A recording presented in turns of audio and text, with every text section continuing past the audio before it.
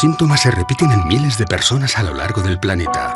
Dolores de cabeza, ansiedad, angustia. Una extraña sensación, como si algo o alguien nos observara. Como si algo o alguien estuviera monitorizando nuestras vidas.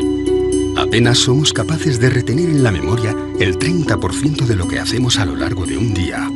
Pero, ¿y si escarbásemos en nuestros recuerdos y encontrásemos momentos que no deberían estar ahí?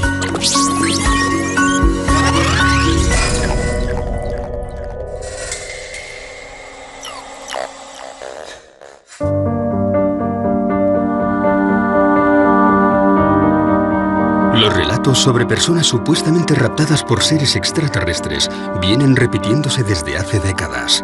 Uno de ellos es el de Carla Batista, una mujer portuguesa que afirma haber sido abducida desde muy pequeña.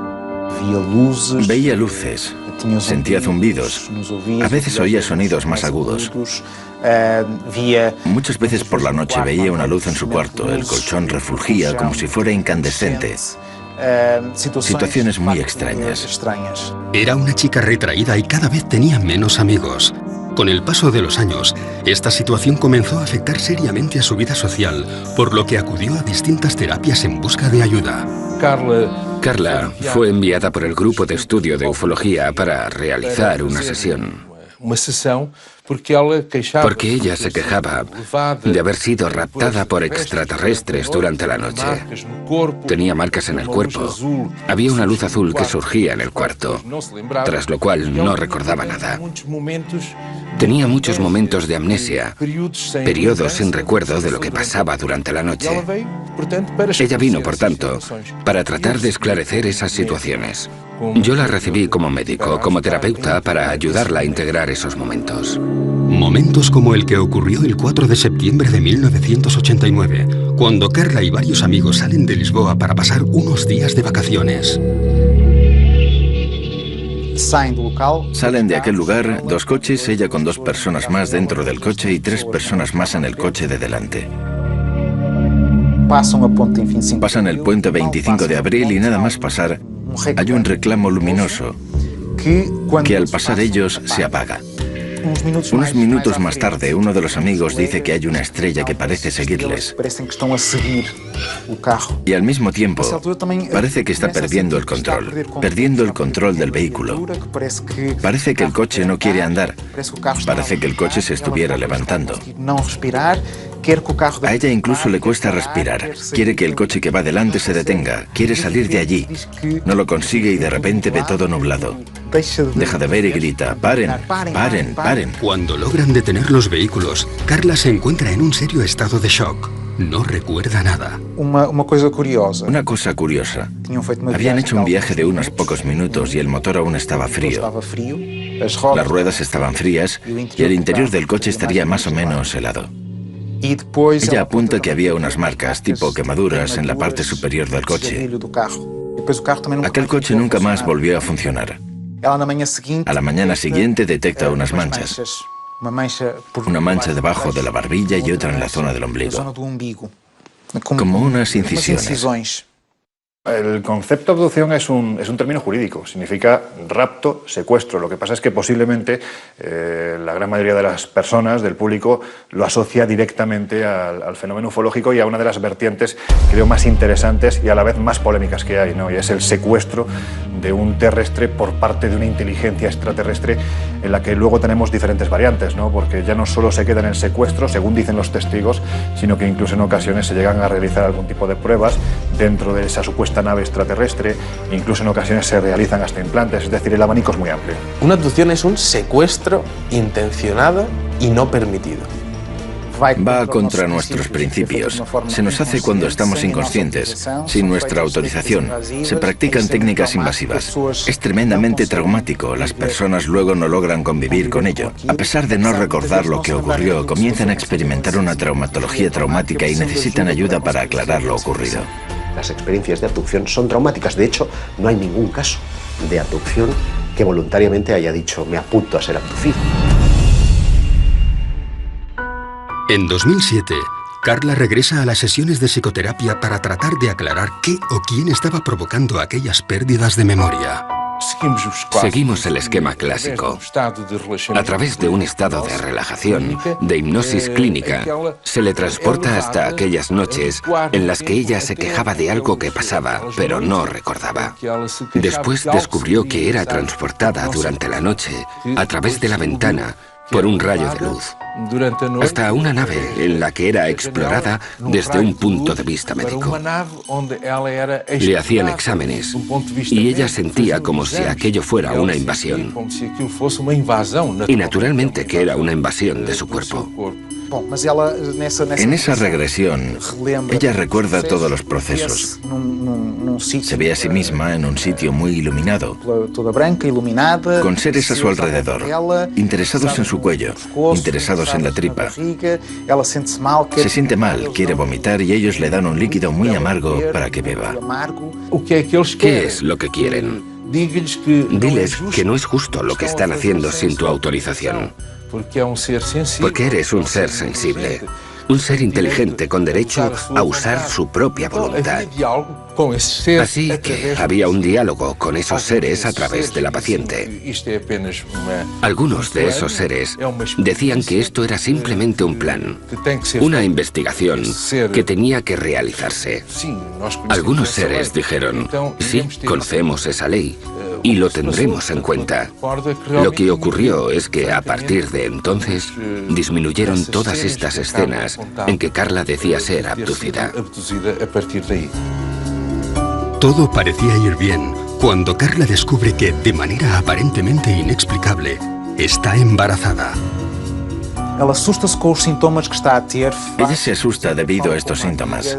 Habla con una amiga, se hace un test de embarazo en una farmacia que da positivo. Ella está muy asustada y no quiere contárselo a nadie. Unos meses más tarde tiene una gran hemorragia y todo pasó. Pero ella dice que durante una de sus abducciones habría visto una gran cámara donde estarían otros bebés probeta, metidos en tubos gigantes, y que uno de ellos sería su hijo. Admitamos que una raza o varias razas de seres alienígenas vienen hasta la Tierra y secuestran, generalmente mujeres jóvenes. ¿Para qué?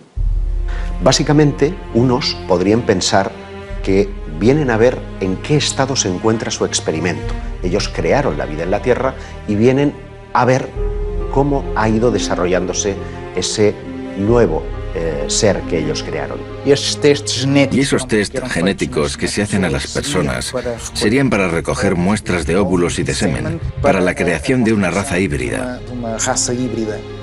Del mismo modo en que el Homo sapiens sapiens consiguió superar al Neandertal, aquí tendríamos una raza híbrida que en el futuro vendría a hacerse con el planeta y alzarse sobre el Homo sapiens sapiens. Sin lugar a dudas.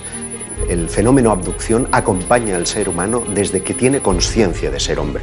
Y esto es sorprendente porque revela que estamos siendo tutelados por una especie de inteligencia. No sabemos si extraterrestre o extradimensional, pero en cualquier caso ajena a nuestra propia conciencia y que nos ayuda a modelar nuestras creencias desde la noche de los tiempos. De hecho, eso vendría a explicar el porqué de esa pieza que falta en lo que es la evolución del hombre, que es el eslabón perdido, ¿no? Es decir, hay un momento en el que hay un salto cuantitativo, cualitativo tan enorme que hay quien piensa que algo tuvo que ocurrir, y dentro de ese algo tuvo que ocurrir caben muchas posibilidades. Una de ellas es que genéticamente fuéramos manipulados por unas inteligencias que están fuera de este planeta. La segunda hipótesis, igualmente inquietante, es la posibilidad de que necesiten de nosotros y vengan a recoger especímenes de la Tierra para crear una raza híbrida que sea necesario en ambos planetas, en el suyo de origen y en el planeta Tierra. Muchas de las mujeres dicen que tras haberles sido retirados los óvulos meses más tarde, se les presenta a estos bebés como si fueran hijos suyos. Muchas de ellas hablan de unos compartimentos grandes donde estaban depositados estos bebés, a donde se les acompañaba y se les mostraba: este es el tuyo. Y los extraterrestres querían que les enseñaran cómo transmitirles amor, cómo crear este enlace emocional, ya que estos nuevos seres tendrían ausencia de emociones.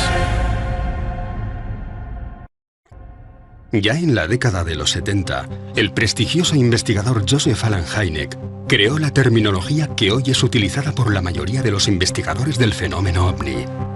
En ella se establecen 4 tipos de contacto.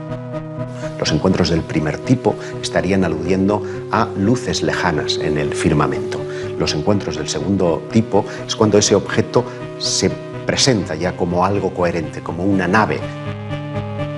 Los del tercer tipo son aquellos en los que el ovni ya está aterrizado, incluso muestra una cierta interacción con el terreno. Se pueden ver humanoides a su alrededor, cogiendo muestras o tomando algún tipo de medida en el entorno.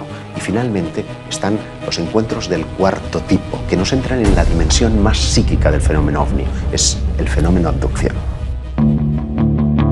En 1961, Barney y Betty, un matrimonio de New Hampshire, observan una luz en mitad de la noche. Viajaban en coche, de regreso de sus vacaciones en Canadá.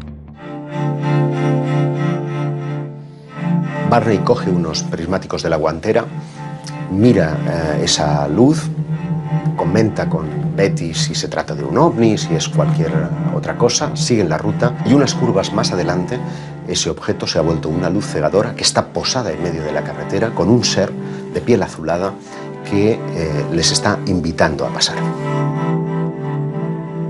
Barney queda aterrorizado. De hecho, las punteras de sus pies estaban desgastados porque literalmente fue arrastrado hasta el interior de la nave.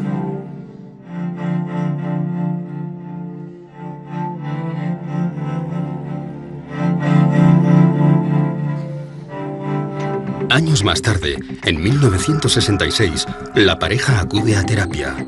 Desde aquel extraño suceso, ambos sufrían pesadillas muy similares.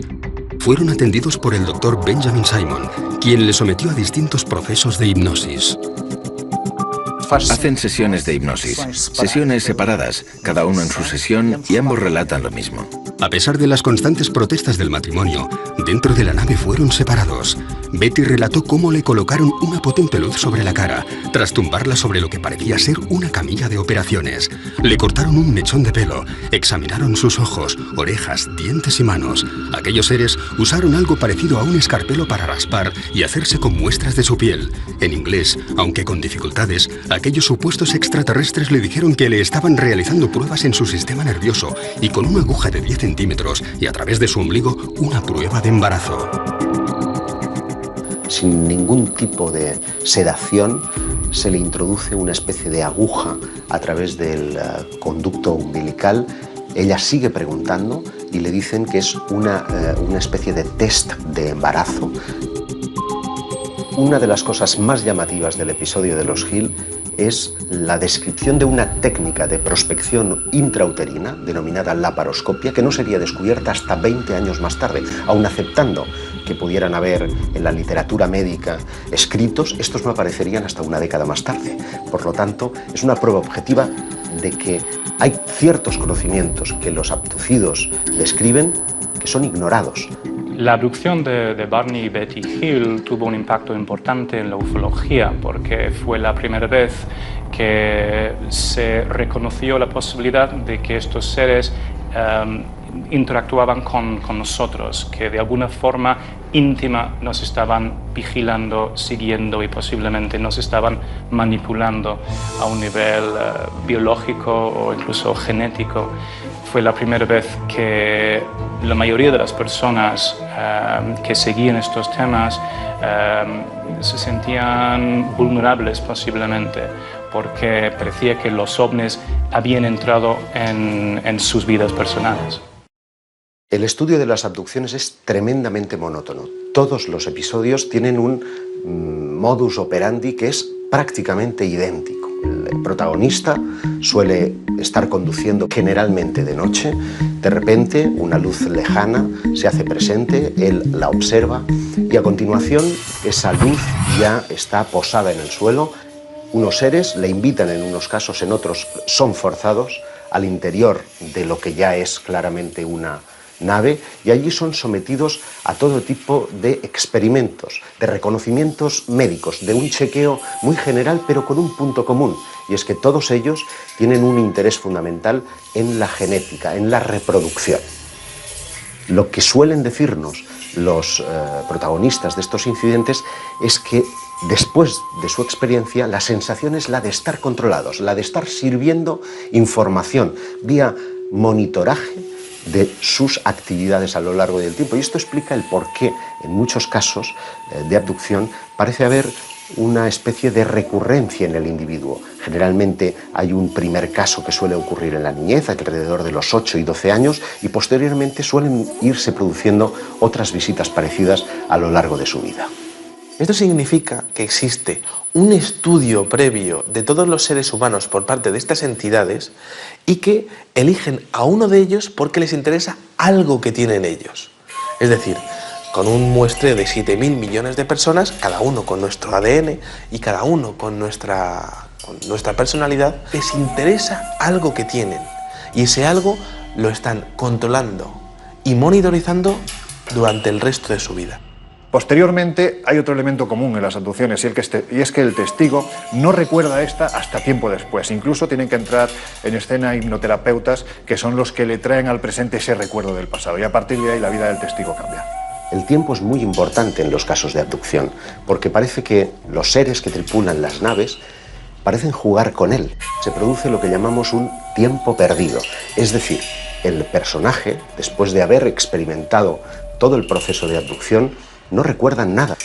Es a partir de entonces, a veces motivados por sueños, por problemas en sus relaciones personales, que acude a un terapeuta. Y es en el transcurso del contacto con este terapeuta que se pone al descubierto lo que ocurrió en ese tiempo perdido.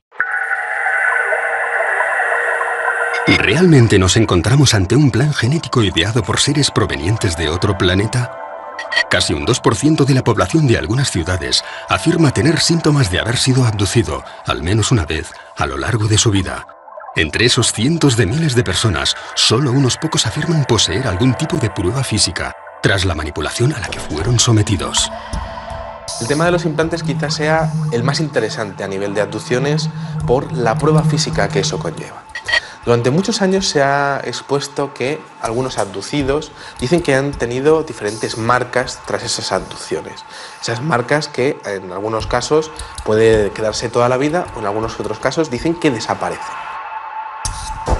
En la primavera de 2011 sale a la luz el caso de Ron Noel, un hombre que afirma haber sido abducido en repetidas ocasiones desde que tenía 9 años. Con una vida llena de lagunas y de momentos en blanco, acude a distintos especialistas, pero es en una sencilla revisión médica donde una radiografía hace saltar la sorpresa. Dentro del interior de su hueso, del hueso del cúbito, tenía una pieza metálica. Él no recordaba haber tenido ningún tipo de accidente, él no recordaba haber tenido ningún tipo de operación anterior y, bueno, pues el hecho es que estaba ahí. Ron, ante la falta de respuesta, se pone en contacto con Roger Lehr, un excéntrico especialista en extracción de implantes. Ya en las primeras pruebas realizadas, descubrirían que se encontraban ante algo distinto a todo lo estudiado hasta la fecha. Un detalle muy interesante es que se emitían ondas de radio. Pudieron comprobar cómo a través de un medidor de radio, pues aquel aparato estaba emitiendo una onda de radio. Quizá otra de las cosas más interesantes era que existe una capa de protección proteica alrededor de ese implante. En 2012, el mismo Roger Lehr realiza la extracción del implante y su posterior examen. Lo que se veía en ese microscopio electrónico es posiblemente el aparato más sofisticado que ha visto el hombre en toda su historia. Estamos hablando de un mecanismo prácticamente biológico. Tiene carácter metálico, pero cuando lo empiezas a ver, tiene características prácticamente de células. También muy interesante el hecho de la composición química, que tenía metales que están relacionados con la composición química de diferentes meteoritos encontrados en diferentes partes del mundo. Ese tipo de implantes llegan a disolverse, como si al contacto con el aire sufriesen un proceso de oxidación que fuese absolutamente colosal. Y esos implantes pues prácticamente desaparecen a los pocos minutos.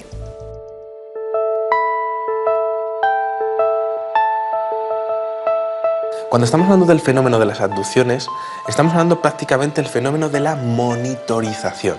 ¿Qué significa eso? Pues al igual que nosotros cuando cogemos a una tortuga y le ponemos un chip de localización, este tipo de abducciones es posible que estén relacionados con el control total del individuo, tanto en su localización como en sus funciones vitales a través de estos implantes. También nosotros hacemos eso a los animales salvajes. Les ponemos unos chips, intentamos verificar su hábitat, si están bien, intentamos controlar todo eso. Nosotros hacemos eso a los animales. ¿Por qué no pensar que otros estén haciendo lo mismo con nosotros?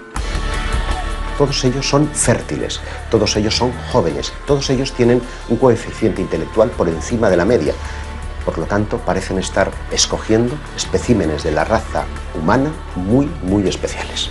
Y creo que el futuro para los investigadores es poder trazar un perfil psicológico de todas las personas abducidas en el mundo y que se demuestre que hayan sido abducidas, y quizá también un perfil genético de salud para ver si existe algún tipo de conexión entre ellos que sea la clave para saber qué es lo que están buscando estas entidades.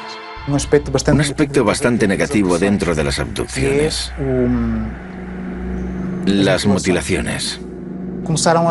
Comenzaron a aparecer casos en los años 70 y 80 de mutilaciones. Mutilaciones concretamente de ganado.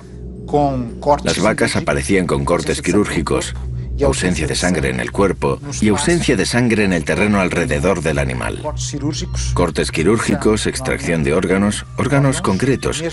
Eran retirados unos y dejados otros. Se les sacaba a los ojos, partes del maxilar, orejas, todo de forma quirúrgica. Los cortes que aparecían en la piel de estos animales daban la impresión de haber sido hechos con un material abrasivo tipo láser, no identificado, y que todo el proceso habría sido realizado en un breve espacio de tiempo. Pero además de los animales, y esto es un fenómeno que ocurre, también hay casos de mutilación en humanos. Y ese es un aspecto que los investigadores, cuando comenzaron a prestar oído a estos relatos, creyeron que era tan brutal que ellos mismos no quisieron mostrar al público. Podría crear pánico. Incluso algunas autoridades con las que hablaron los investigadores no quisieron mover mucho el tema. No podían explicarlo, pero tampoco podían alertar a la población. Por tanto, esto nos da la idea de que podría haber por ahí alguna especie con no tan buenas intenciones, digámoslo así.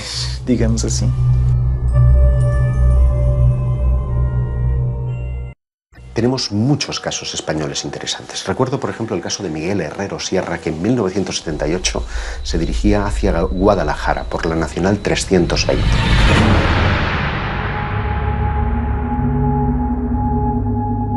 Su vehículo comienza a comportarse de forma extraña. Fallan los sistemas electrónicos y la radio. Se detiene y decide salir en busca de ayuda.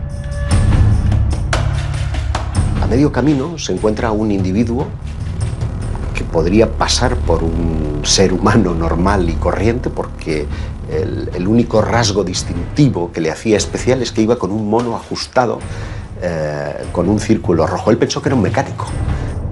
El caso es que este hombre le convence para que le siga, le lleva a un claro en el bosque, en donde encuentra una nave posada. Dice que tiene forma de sombrero, que está a unos 10 metros por encima del terreno y que deja caer un rayo de luz hacia la superficie del terreno. Miguel se ve inmerso en un haz de luz que lo transporta hasta el interior de lo que parece ser una nave espacial. Dice que la estancia es extraordinariamente grande, que las paredes parecen como desdibujarse, como si se desmaterializaran en un momento determinado, pero en otras vuelven a materializarse, que hay como paneles con datos. El relato vuelve a coincidir con casi todos los casos de abducción, cuando Miguel es sometido a varios ensayos clínicos. Pero al incorporarse, se encuentra algo difícilmente explicable. Le colocan en la camilla y después de experimentar con él y de reconocerlo, se reincorpora y hay algo que le perturba de una forma extraordinaria. Es que un ser que estaba de espaldas a él se da la vuelta y se encuentra a sí mismo, como si fuera un doble especular. La única característica que le distinguía es que una cicatriz que tiene en la cara estaba justamente al otro lado, como si fuera una imagen reflejada en un espejo. Y cuando intenta tocarle, el ser le dice, no, no lo hagas, porque si le tocas podrías destruirte y destruirle a él.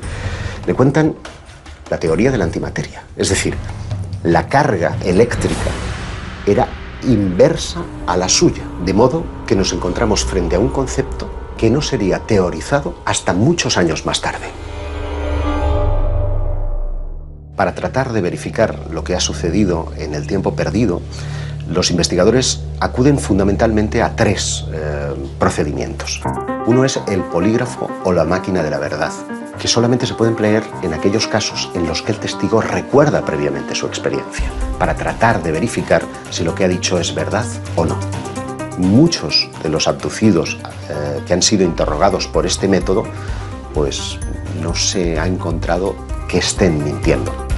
El segundo método es el llamado pentotal sódico o suero de la verdad. Lo que trata es de inducir a través de una droga, de una sustancia psicotrópica, un estado de relajación en el que parece imposible mentir. Es un método muy cuestionado, por lo que el método más popular y utilizado para rescatar los recuerdos de los abducidos es el de la regresión hipnótica.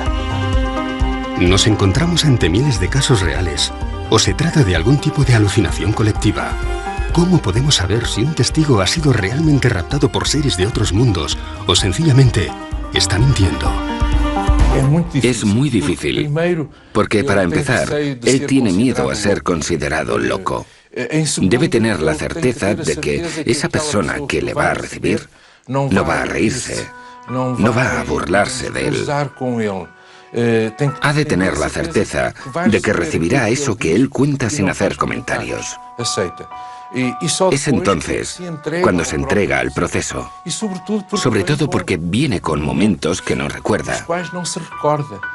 Aparece con marcas en el cuerpo, siente que pasó algo, tiene flashes que no logra integrar en su vida. Viene muy confuso y recela hasta de aquello que va a descubrir. Si han tenido un contacto con otros seres, por ejemplo, luego es difícil conversar al respecto con otras personas. Es difícil contárselo a los amigos e incluso encontrar profesionales que estén abiertos a escuchar este tipo de problemas. En ocasiones la intención es fundamental, ¿no? Porque esa persona está buscando ese último clavo al que aferrarse, va buscando una respuesta a lo que le ha ocurrido y esa respuesta la busca en ti, en el investigador, en el periodista, en la persona que se acerca para escucharle y que no se ríe de esa experiencia. Parte de la idea de que la intuición juega un papel fundamental, no para saber, evidentemente, si una persona ha sido abducida o no, pero sí para saber si está mintiendo o no. Son personas absolutamente normales y que muchas veces quedan sorprendidas. No son personas que se interesen previamente por el tema, que estén siempre mirando al cielo. No, surge en el día a día, en las personas más normales, en las situaciones más vulgares. Y al hacer regresión y pedirle que vuelva a la primera vez que eso ocurrió, se ve teniendo una experiencia de abducción. De repente está siendo raptado y pasa por cosas que no entiende. Pero tiene un pequeño problema, y es que en hipnosis también se puede mentir.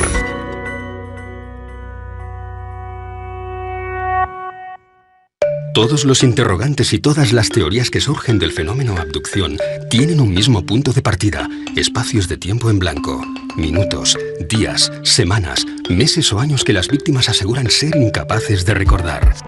Nosotros tenemos estrategias para acceder a memorias profundas de nuestro inconsciente. Solo que intentamos no influenciar de ninguna manera en lo ocurrido.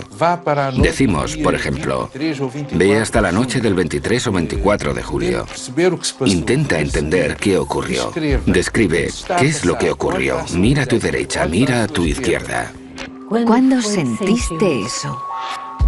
¿Fue cuando estaba en la mesa de operaciones, por ejemplo? Sometido a una anestesia, en un ambiente totalmente inhóspito. Muchas veces también identificamos experiencias con otros seres, de contacto con otros seres que no forman parte del mundo manifiesto tal y como lo conocemos en nuestra consciencia. Eso sí, puedo asegurar que es una experiencia de gran intensidad, de catarsis, de dolor. Cuando hay lugar para ello, de alegría. Cuando hay casos para ello, de miedo, de terror.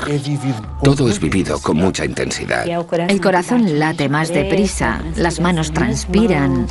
Cuando el testigo, la persona en este caso que ha sido víctima de una supuesta abducción, empieza a hablar, yo parto de la idea de que el primer sorprendido es precisamente el psiquiatra o el hipnoterapeuta que está llevando a cabo esta experiencia, porque lo que le están contando aparentemente no se corresponde con una persona ni que esté loca, ni que tenga algún problema mental, ni que esté mintiendo, ni que esté fabulando. Aparentemente hay algo real, y esto suele salir a través de los procesos de hipnoterapia.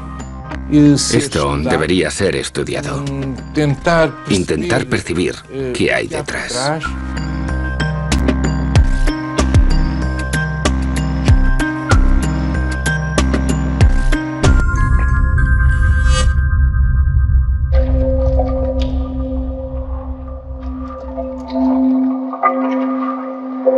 Por extraño que pueda parecer, podríamos encontrarnos ante un fenómeno que ha acompañado a la raza humana desde sus inicios, y no solo ante un mero producto del siglo XX. Pero es especialmente en el periodo de la Edad Media donde vamos a encontrar una serie de relatos que parecen encajar 100% con las modernas abducciones. Me estoy refiriendo a los íncubos y súcubos. Las actas inquisitoriales están llenas de descripciones de seres que se asemejan a los modernos extraterrestres. Es decir, la similitud es tan extraordinaria que parece que estamos ante el mismo fenómeno. No dicen ovni porque los ovnis no existían. Lo interesante para mí es que nunca hemos dejado de hablar de abducciones, es decir, que llevamos 500 años y posiblemente más tiempo, miles de años, quién sabe, hablando del rapto de humanos por parte de seres extraños.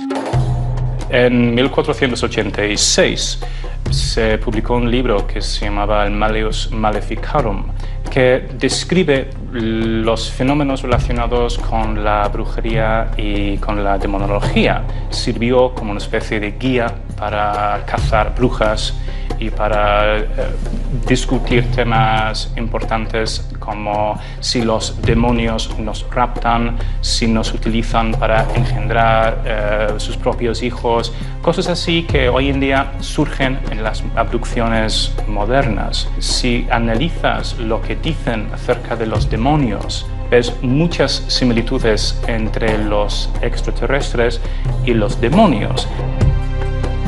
Los cazadores de brujas decían que no solo las brujas fueron raptadas por los demonios, sino cualquier persona. También se especulaba si estas abducciones eran fenómenos mentales, es decir, si el demonio era capaz de raptar a una persona mentalmente o si lo hacía físicamente.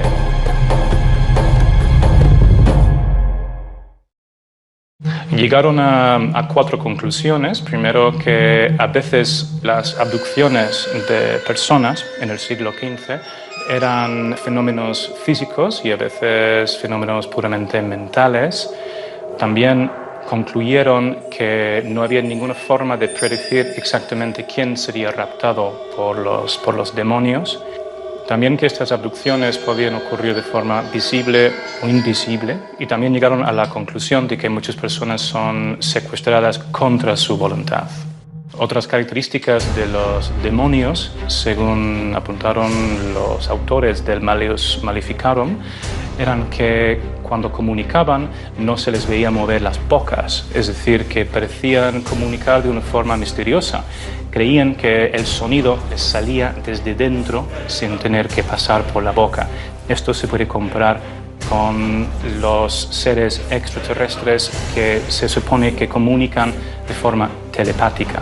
No existía la palabra telepatía en el siglo XV. En las abducciones actuales se habla de cómo los extraterrestres pueden crear una especie de visión o panorama para que los testigos se confundan, no saben exactamente lo que está pasando. Los demonios hacían exactamente lo mismo y creaban visiones en la mente de los testigos para convencerles de que realmente no estaban en una reunión de diablos, sino que se encontraban en casa o en un sitio bastante idílico. Los seres sobrenaturales en el folclore y también en la demonología tienen cierta obsesión por las actividades sexuales de los humanos y también con la posibilidad de crear una especie de híbrido entre ellos y los humanos. Los diablos parecían sacar semen a los humanos y transportarlos de alguna manera y crear otros seres utilizando este producto. Y a veces incluso embarazos que terminaban de una forma bastante misteriosa y desaparecían de repente. Evidentemente, con el paso de los siglos, la vida es otra, el entorno es otro, la tecnología es otra, y lo que antes identificábamos como dioses o demonios, ahora identificamos con extraterrestres. Ante el reto que suponen los viajes interestelares, algunos investigadores han sugerido si ellos, esos seres que llamamos extraterrestres, no estarían en realidad ya en nuestro mundo, desde la más remota antigüedad, que se hubieran quedado. Dentro de esa teoría prospera una que tiene que ver con el mundo intraterrestre. En 1985, Xavier Claret, fotógrafo profesional, sube al Monte del Montseny en Cataluña para cubrir un reportaje sobre el dolmen de Valgorguina. Sin saber cómo, se ve rodeado por una densa niebla. Cuando se estaba aproximando al dolmen, siente un olor fétido, como a huevos podridos, y pierde el conocimiento. Según el relato de Xavier, parece como si fuese arrastrado por algo o por un grupo de personas hasta el interior de una cueva. Y es curioso porque cuando lo recobra, a su alrededor hay unos seres de aspecto monstruoso, con la piel viscosa, que están colocando un líquido ámbar en su piel. Y uno de ellos parece estar manipulando el dispositivo de cámara. De modo que lo que nos lega son dos polémicas fotografías que muestran planos muy desenfocados de lo que en apariencia son las manos de estos seres intraterrestres y una cabeza distorsionada. El relato es 100% real. Xavier fue sometido a regresión hipnótica, fue sometido al polígrafo y a la prueba del pentotal. Él describe a los seres de 1,20 m aproximadamente, como con carnes muy flácidas, muy viscosos y de aspecto monstruoso, y además con un olor verdaderamente fétido. El rostro parece tener como una especie como de antenas o algo parecido, con unas orejas como muy caídas, muy viscosas, y lo que son los ojos son prácticamente como dos botones estirados en el rostro. Seres verdaderamente monstruosos.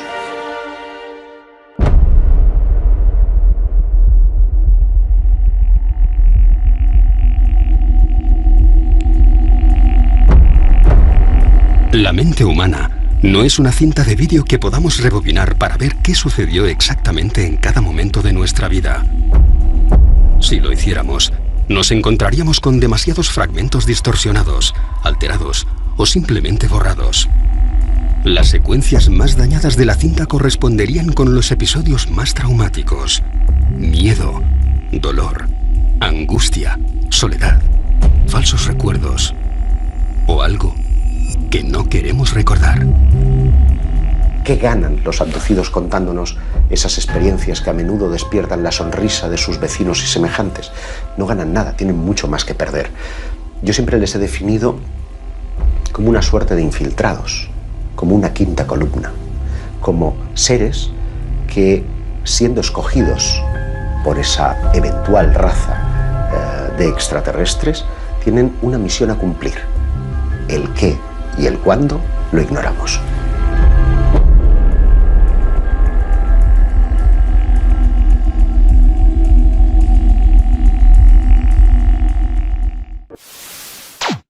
Sistema nervioso y con una aguja de 10 centímetros y a través de su ombligo una prueba de embarazo. sin ningún tipo de sedación, se le introduce una especie de aguja a través del conducto umbilical. Ella sigue preguntando y le dicen que es una especie de test de embarazo. Una de las cosas más llamativas del episodio de los Hill es la descripción de una técnica de prospección intrauterina denominada laparoscopia, que no sería descubierta hasta 20 años más tarde. Aun aceptando que pudieran haber en la literatura médica escritos, estos no aparecerían hasta una década más tarde. Por lo tanto, es una prueba objetiva de que hay ciertos conocimientos que los abducidos describen que son ignorados. La abducción de Barney y Betty Hill tuvo un impacto importante en la ufología porque fue la primera vez que se reconoció la posibilidad de que estos seres interactuaban con nosotros, que de alguna forma íntima nos estaban vigilando, siguiendo y posiblemente nos estaban manipulando a un nivel biológico o incluso genético. Fue la primera vez que la mayoría de las personas que seguían estos temas se sentían vulnerables posiblemente, porque parecía que los ovnis habían entrado en sus vidas personales. El estudio de las abducciones es tremendamente monótono. Todos los episodios tienen un modus operandi que es prácticamente idéntico. El protagonista suele estar conduciendo generalmente de noche. De repente, una luz lejana se hace presente, él la observa y a continuación esa luz ya está posada en el suelo. Unos seres le invitan en unos casos, en otros son forzados al interior de lo que ya es claramente una nave, y allí son sometidos a todo tipo de experimentos, de reconocimientos médicos, de un chequeo muy general pero con un punto común, y es que todos ellos tienen un interés fundamental en la genética, en la reproducción. Lo que suelen decirnos los protagonistas de estos incidentes es que después de su experiencia la sensación es la de estar controlados, la de estar sirviendo información vía monitoraje de sus actividades a lo largo del tiempo. Y esto explica el por qué en muchos casos de abducción parece haber una especie de recurrencia en el individuo. Generalmente hay un primer caso que suele ocurrir en la niñez, alrededor de los 8 y 12 años, y posteriormente suelen irse produciendo otras visitas parecidas a lo largo de su vida. Esto significa que existe un estudio previo de todos los seres humanos por parte de estas entidades y que eligen a uno de ellos porque les interesa algo que tienen ellos. Es decir, con un muestreo de 7.000 millones de personas, cada uno con nuestro ADN y cada uno con nuestra personalidad, les interesa algo que tienen y ese algo lo están controlando y monitorizando durante el resto de su vida. Posteriormente hay otro elemento común en las abducciones y es que el testigo no recuerda esta hasta tiempo después. Incluso tienen que entrar en escena hipnoterapeutas que son los que le traen al presente ese recuerdo del pasado y a partir de ahí la vida del testigo cambia. El tiempo es muy importante en los casos de abducción porque parece que los seres que tripulan las naves parecen jugar con él. Se produce lo que llamamos un tiempo perdido, es decir, el personaje, después de haber experimentado todo el proceso de abducción, no recuerdan nada. Es a partir de entonces, a veces motivados por sueños, por problemas en sus relaciones personales, que acude a un terapeuta. Y es en el transcurso del contacto con este terapeuta que se pone al descubierto lo que ocurrió en ese tiempo perdido.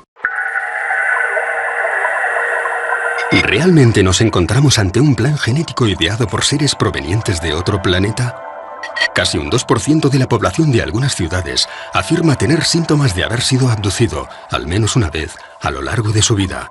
Entre esos cientos de miles de personas, solo unos pocos afirman poseer algún tipo de prueba física, tras la manipulación a la que fueron sometidos. El tema de los implantes quizás sea el más interesante a nivel de abducciones por la prueba física que eso conlleva. Durante muchos años se ha expuesto que algunos abducidos dicen que han tenido diferentes marcas tras esas abducciones. Esas marcas que en algunos casos puede quedarse toda la vida o en algunos otros casos dicen que desaparecen.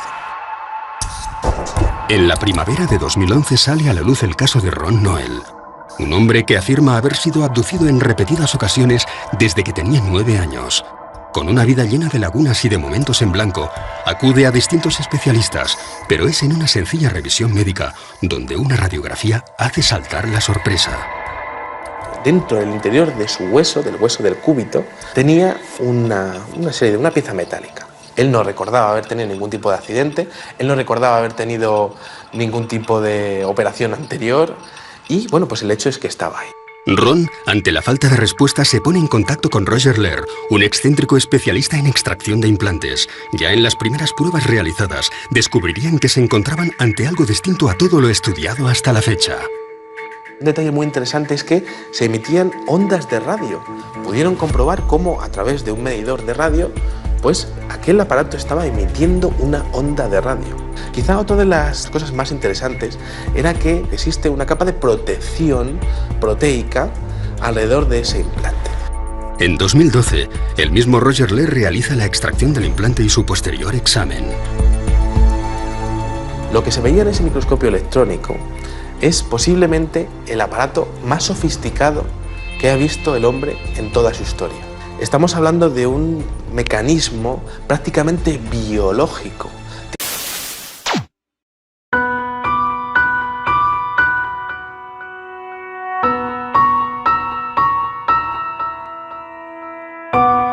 Los síntomas se repiten en miles de personas a lo largo del planeta. Dolores de cabeza, ansiedad, angustia. Una extraña sensación, como si algo o alguien nos observara. Como si algo o alguien estuviera monitorizando nuestras vidas. Apenas somos capaces de retener en la memoria el 30% de lo que hacemos a lo largo de un día. Pero, ¿y si escarbásemos en nuestros recuerdos y encontrásemos momentos que no deberían estar ahí?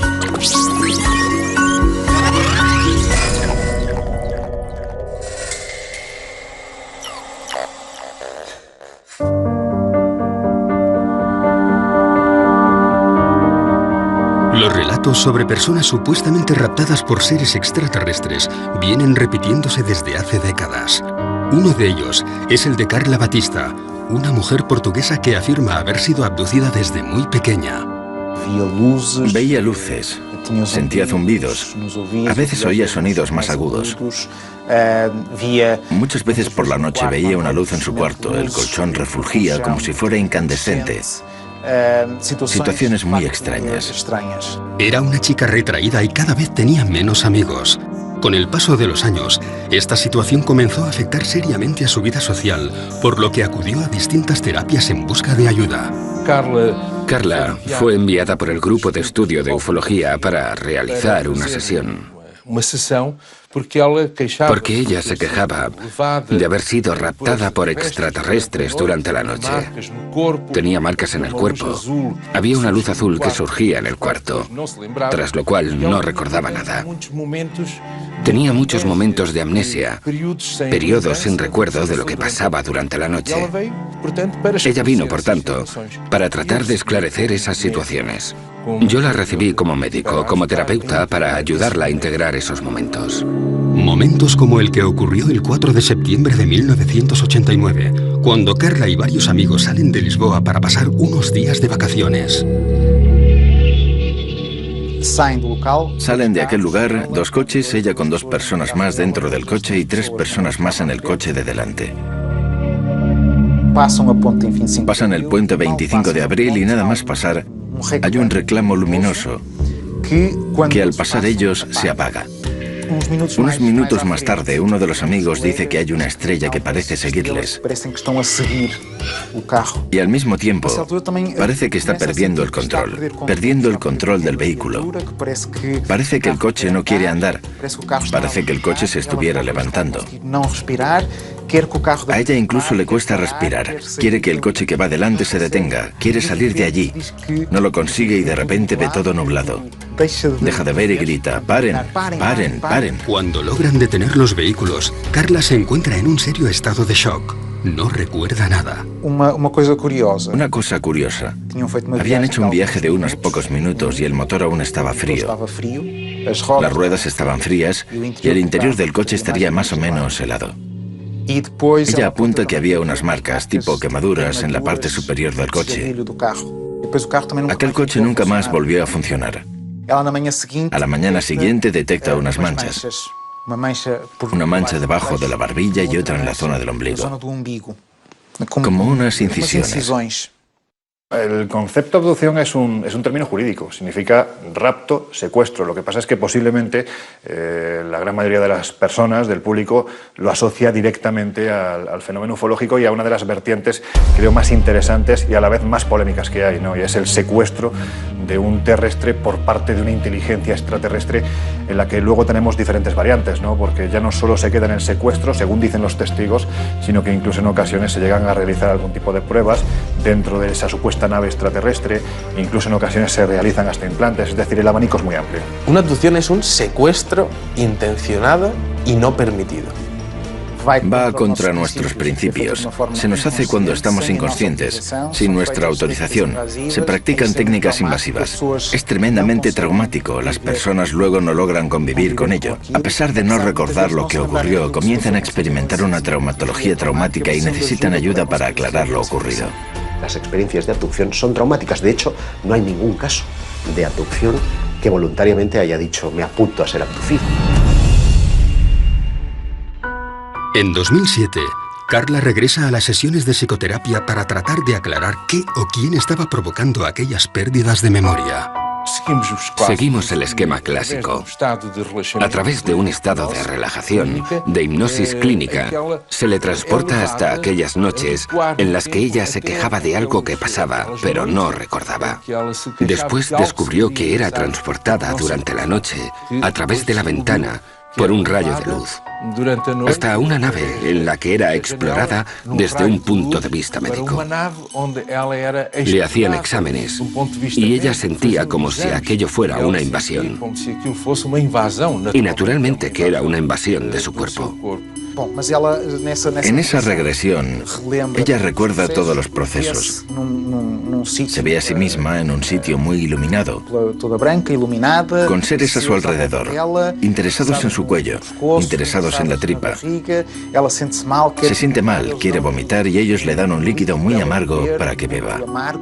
¿Qué es lo que quieren? Diles que no es justo lo que están haciendo sin tu autorización. Porque eres un ser sensible, un ser inteligente con derecho a usar su propia voluntad. Así que había un diálogo con esos seres a través que el testigo recuerda previamente su experiencia, para tratar de verificar si lo que ha dicho es verdad o no. Muchos de los abducidos que han sido interrogados por este método, pues no se ha encontrado que estén mintiendo.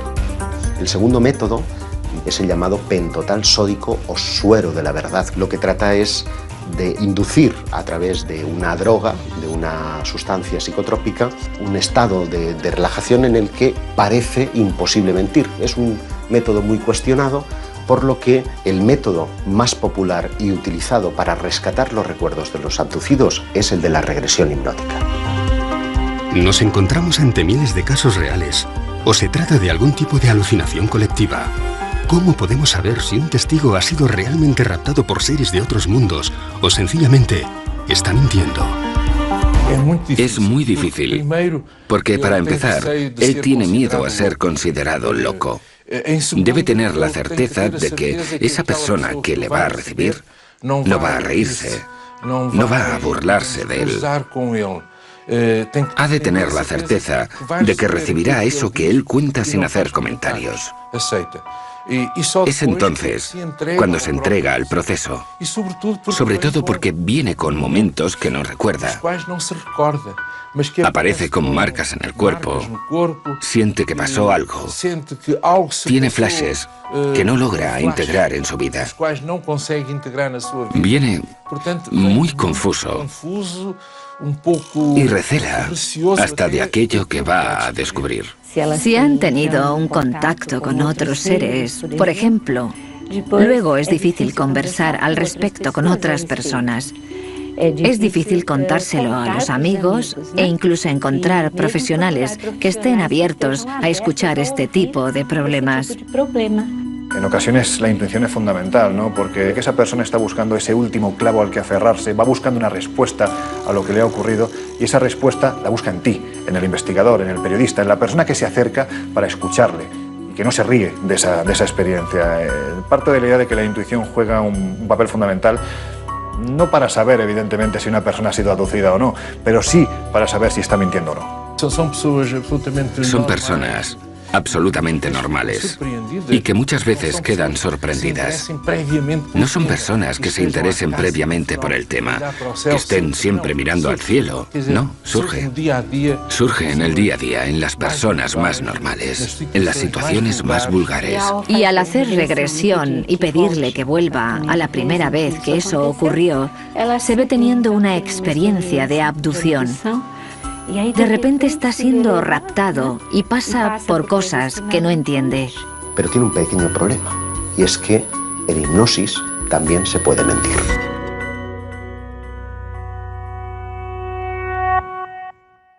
Todos los interrogantes y todas las teorías que surgen del fenómeno abducción tienen un mismo punto de partida: espacios de tiempo en blanco, minutos, días, semanas, meses o años que las víctimas aseguran ser incapaces de recordar.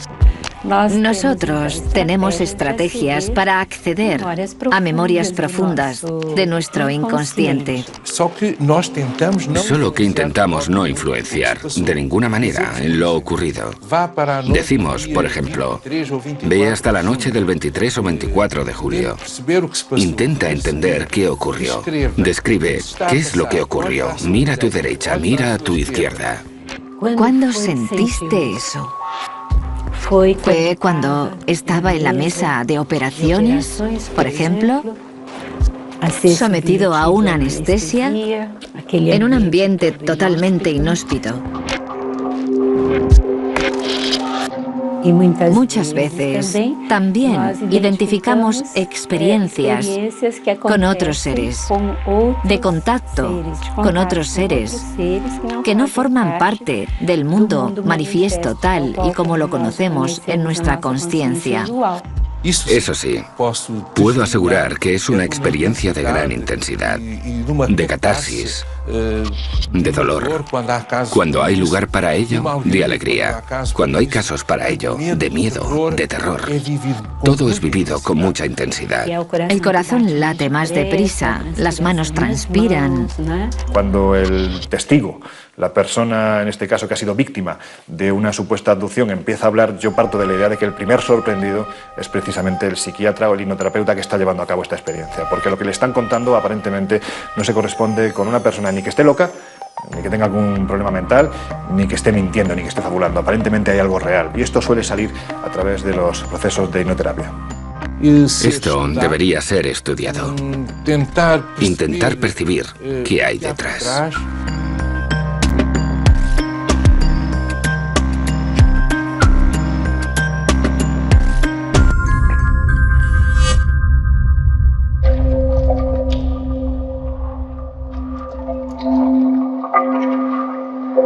Por extraño que pueda parecer, podríamos encontrarnos ante un fenómeno que ha acompañado a la raza humana desde sus inicios, y no solo ante un mero producto del siglo XX.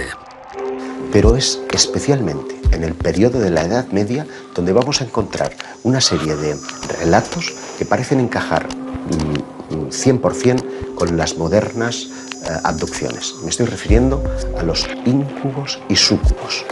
Las actas inquisitoriales están llenas de descripciones de seres que se asemejan a los modernos extraterrestres. Es decir, la similitud es tan extraordinaria que parece que estamos ante el mismo fenómeno. No dicen ovni porque los ovnis no existían. Lo interesante para mí es que nunca hemos dejado de hablar de abducciones. Tiene carácter metálico, pero cuando lo empiezas a ver, tiene características prácticamente de células. También muy interesante el hecho de la composición química, que tenía metales que están relacionados con la composición química de diferentes meteoritos encontrados en diferentes partes del mundo. Ese tipo de implantes llegan a disolverse, como si al contacto con el aire sufriesen un proceso de oxidación que fuese absolutamente colosal. Y esos implantes pues prácticamente desaparecen a los pocos minutos.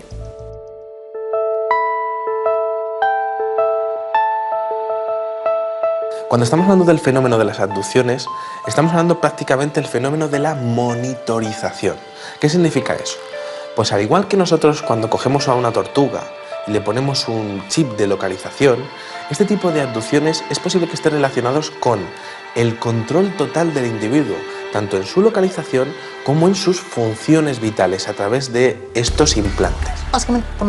También nosotros hacemos eso a los animales salvajes. Les ponemos unos chips, intentamos verificar su hábitat, si están bien, intentamos controlar todo eso. Nosotros hacemos eso a los animales. ¿Por qué no pensar que otros estén haciendo lo mismo con nosotros? Todos ellos son fértiles, todos ellos son jóvenes, todos ellos tienen un coeficiente intelectual por encima de la media. Por lo tanto, parecen estar escogiendo especímenes de la raza humana muy especiales. Y creo que el futuro para los investigadores es poder trazar un perfil psicológico de todas las personas abducidas en el mundo y que se demuestre que hayan sido abducidas, y quizá también un perfil genético de salud para ver si existe algún tipo de conexión entre ellos que sea la clave para saber qué es lo que están buscando estas entidades. Un aspecto bastante negativo dentro de las abducciones. Las mutilaciones. Comenzaron a aparecer casos en los años 70 y 80 de mutilaciones. Mutilaciones concretamente de ganado. Las vacas aparecían con cortes quirúrgicos, ausencia de sangre en el cuerpo y ausencia de sangre en el terreno alrededor del animal. Cortes quirúrgicos, extracción de órganos concretos. Eran retirados unos y dejados otros. Se les sacaba a los ojos, partes del maxilar, orejas, todo de forma quirúrgica. Los cortes que aparecían en la piel de estos animales daban la impresión de haber sido hechos con un material abrasivo tipo láser, no identificado, y que todo el proceso habría sido realizado en un breve espacio de tiempo. Pero además de los animales, y esto es un fenómeno que ocurre, también hay casos de mutilación en humanos. Y ese es un aspecto que los investigadores, cuando comenzaron a prestar oído a estos relatos, creyeron que era tan brutal que ellos mismos no quisieron mostrar al público. Podría crear pánico. Incluso algunas autoridades con las que hablaron los investigadores no quisieron mover mucho el tema. No podían explicarlo, pero tampoco podían alertar a la población. Por tanto, esto nos da la idea de que podría haber por ahí alguna especie con no tan buenas intenciones, digámoslo así.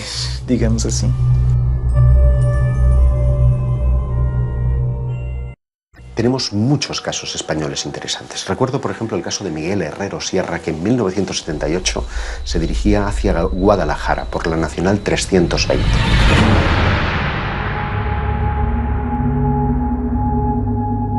Su vehículo comienza a comportarse de forma extraña. Fallan los sistemas electrónicos y la radio. Se detiene y decide salir en busca de ayuda. A medio camino se encuentra un individuo que podría pasar por un ser humano normal y corriente, porque el único rasgo distintivo que le hacía especial es que iba con un mono ajustado con un círculo rojo. Él pensó que era un mecánico. El caso es que este hombre le convence para que le siga, le lleva a un claro en el bosque, en donde encuentra una nave posada. Dice que tiene forma de sombrero, que está a unos 10 metros por encima del terreno y que deja caer un rayo de luz hacia la superficie del terreno. Miguel se ve inmerso en un haz de luz que lo transporta hasta el interior de lo que parece ser una nave espacial. Dice que la estancia es extraordinariamente grande, que las paredes parecen como desdibujarse, como si se desmaterializaran en un momento determinado, pero en otras vuelven a materializarse, que hay como paneles con datos. El relato vuelve a coincidir con casi todos los casos de abducción, cuando Miguel es sometido a varios ensayos clínicos. Pero al incorporarse, se encuentra algo difícilmente explicable. Le colocan en la camilla y después de experimentar con él y de reconocerlo, se reincorpora y hay algo que le perturba de una forma extraordinaria. Es que un ser que estaba de espaldas a él se da la vuelta y se encuentra a sí mismo, como si fuera un doble especular. La única característica que le distinguía es que una cicatriz que tiene en la cara estaba justamente al otro lado, como si fuera una imagen reflejada en un espejo. Y cuando intenta tocarle, el ser le dice, no, no lo hagas, porque si le tocas podrías destruirte y destruirle a él. Le cuentan la teoría de la antimateria, es decir, la carga eléctrica era inversa a la suya, de modo que nos encontramos frente a un concepto que no sería teorizado hasta muchos años más tarde. Para tratar de verificar lo que ha sucedido en el tiempo perdido, los investigadores acuden fundamentalmente a tres procedimientos. Uno es el polígrafo o la máquina de la verdad, que solamente se puede emplear en aquellos casos en los de la paciente. Algunos de esos seres decían que esto era simplemente un plan, una investigación que tenía que realizarse. Algunos seres dijeron, sí, conocemos esa ley y lo tendremos en cuenta. Lo que ocurrió es que a partir de entonces disminuyeron todas estas escenas en que Carla decía ser abducida. Todo parecía ir bien cuando Carla descubre que, de manera aparentemente inexplicable, está embarazada. Ella se asusta debido a estos síntomas. Habla con una amiga, se hace un test de embarazo en una farmacia que da positivo. Ella está muy asustada y no quiere contárselo a nadie. Unos meses más tarde tiene una gran hemorragia y todo pasó.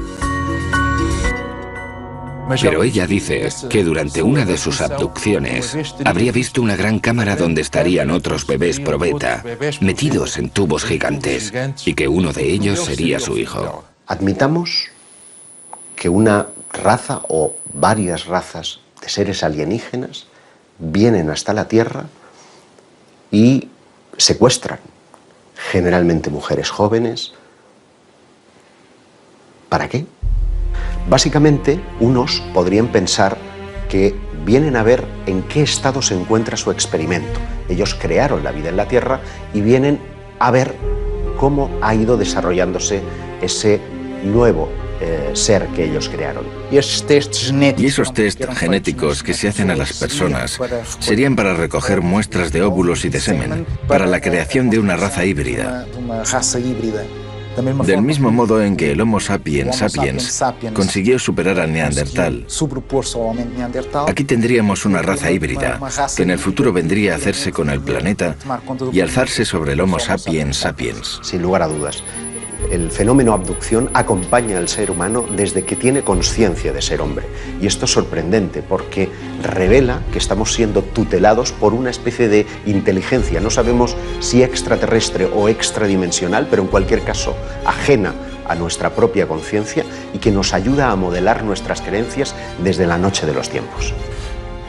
De hecho, eso vendría a explicar el porqué de esa pieza que falta en lo que es la evolución del hombre, que es el eslabón perdido, ¿no? Es decir, hay un momento en el que hay un salto cuantitativo, cualitativo tan enorme que hay quien piensa que algo tuvo que ocurrir.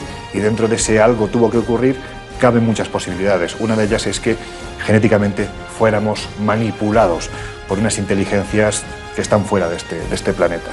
La segunda hipótesis, igualmente inquietante, es la posibilidad de que necesiten de nosotros y vengan a recoger especímenes de la Tierra para crear una raza híbrida que sea necesario en ambos planetas, en el suyo de origen y en el planeta Tierra. Muchas de las mujeres dicen que tras haberles sido retirados los óvulos meses más tarde, se les presenta a estos bebés como si fueran hijos suyos. Muchas de ellas hablan de unos compartimentos grandes donde estaban depositados estos bebés, a donde se les acompañaba y se les mostraba. Este es el tuyo. Y los extraterrestres querían que les enseñaran cómo transmitirles amor, cómo crear este enlace emocional, ya que estos nuevos seres tendrían ausencia de emociones.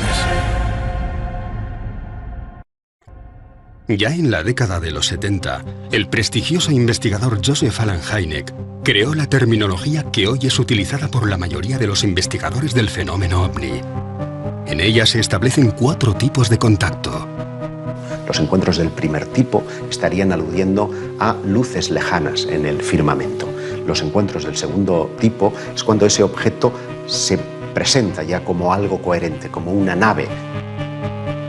Los del tercer tipo son aquellos en los que el ovni ya está aterrizado, incluso muestra una cierta interacción con el terreno. Se pueden ver humanoides a su alrededor cogiendo muestras o tomando algún tipo de medida en el entorno. Y finalmente están los encuentros del cuarto tipo, que nos entran en la dimensión más psíquica del fenómeno ovni, es el fenómeno abducción. En 1961, Barney y Betty, un matrimonio de New Hampshire, observan una luz en mitad de la noche. Viajaban en coche, de regreso de sus vacaciones en Canadá.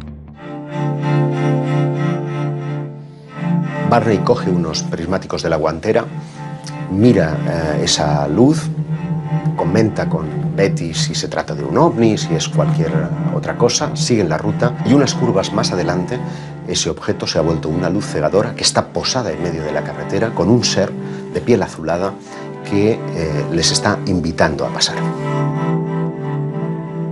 Barney queda aterrorizado. De hecho, las punteras de sus pies estaban desgastados porque literalmente fue arrastrado hasta el interior de la nave.